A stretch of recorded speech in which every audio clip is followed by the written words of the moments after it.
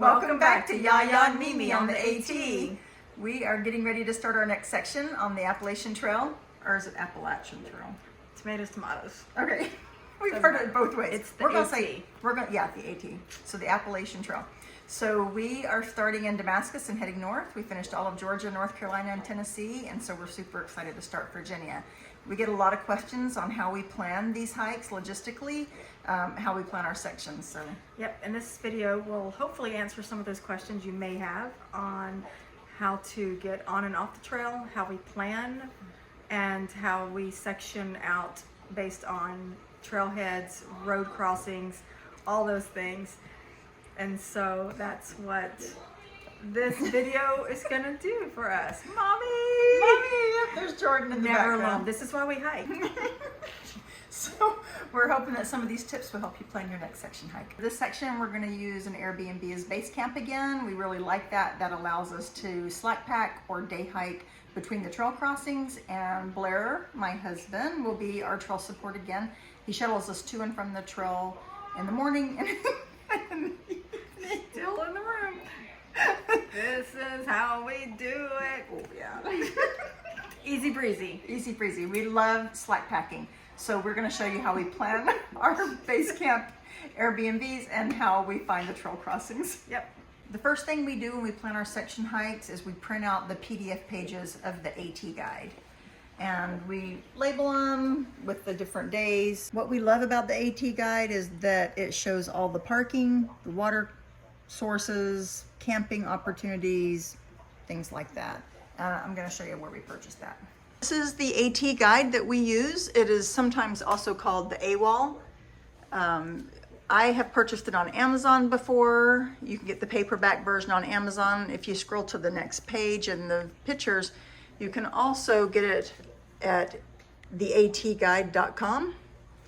And that will give you a PDF version where you can print the pages we were showing.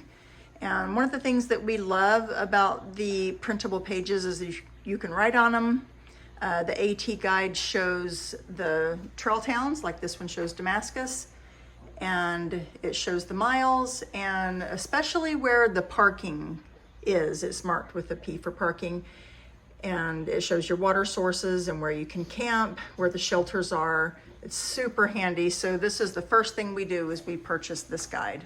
Once we print the guide, we highlight in yellow where the parking areas are, and then we start to calculate the miles between each of the parking areas. If the miles are too long, like if we didn't want to do 10.7 that day, then we show how we can break it down into like 5.9 and 4.8 because there's parking in between. One of the most helpful things that we do in our planning process is we have Blair scope out the trail on Google Maps, and then he cross-references it to the AT guide. And that helps us to find some of the trail crossings that are not marked as parking. Yep. So on Google Maps, there's a cool little trick. If you go to More, up here at the top, you can go down and select Parks. And it'll show parks in red with camping, hiking. And I'm just going to open this up a little bit more so you can see it. And here we are in Damascus, and here's the road. And if you zoom in, if you know Damascus with the Appalachian Trail, the main road is the trail as you come across through the town. And then the trail follows the road down to the Virginia Creeper. Here's where the trail picks back up. It's in white. If you zoom in, you can see where it says Appalachian National Scenic Trail. And you zoom in close enough. And this is just on Google Maps, right? Yeah, on Google Maps. What I do to find the next road crossing after you leave Highway 58, I zoom back out a little bit to get a broader perspective. And then follow the trail itself, the white trail, all the way over till you see one of these icons. And this is a trail crossing icon. If you zoom in, you can see where it crosses over 58 again.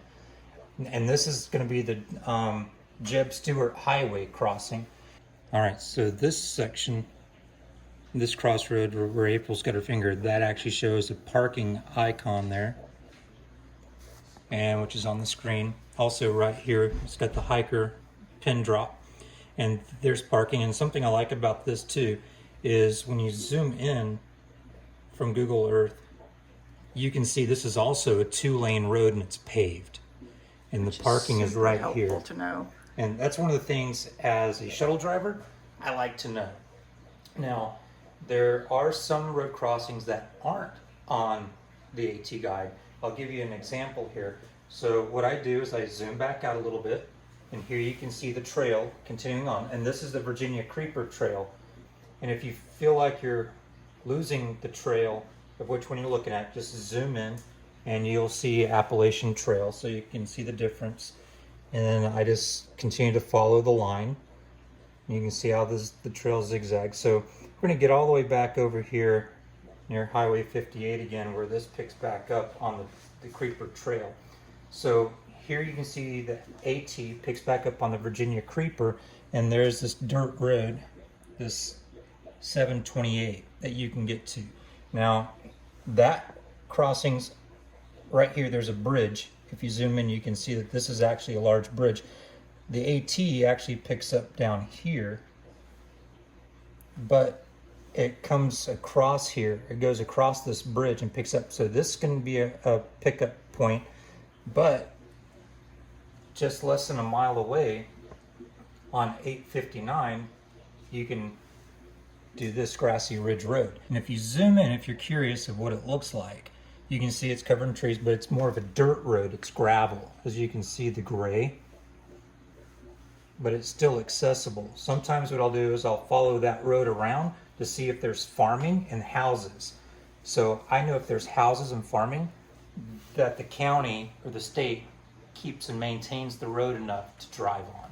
Okay, so another large part of the logistics is where are we staying? Airbnb, since we're going to be day hiking each day. So we're starting in Damascus, and our goal is to reach where the trail crosses over I-81, and I put a pin drop here, the flag.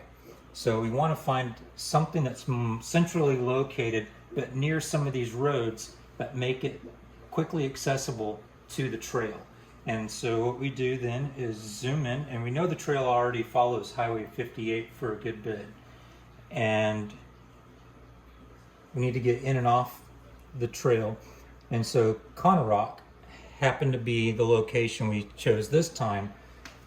Found a great Airbnb right there, and we took the location and mapped it out, the distance between there and my pin drop, also to Damascus, and several other trailheads from the roads that we found, and it just was within 20-30 minutes from each trailhead.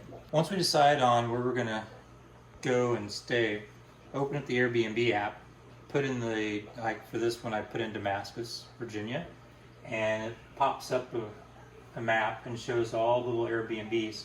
As an example, so we're just going to select this one here, which is a cottage in Damascus. It's actually out at Rock. Scroll through, look at the amenities, and as you scroll down, you can also see on a map that it has. Let's open this back up. And so you get an idea of where it's at. And as you zoom out, you can see how it cross-references with Google Earth. Another thing we do to plan for our section hikes is we take the printed AT guide sheets and we back them in colorful paper and then laminate them. And when they're folded, they fit perfectly into our pockets, and we use them as like a map and a quick reference to see where the water sources are and to see what the expected elevation is for the day. Amber has also downloaded the Far Out app, which we use, which tracks us using like GPS, and it also shows the water sources and elevations and the road crossings. And between the two, we feel pretty comfortable navigating the trail.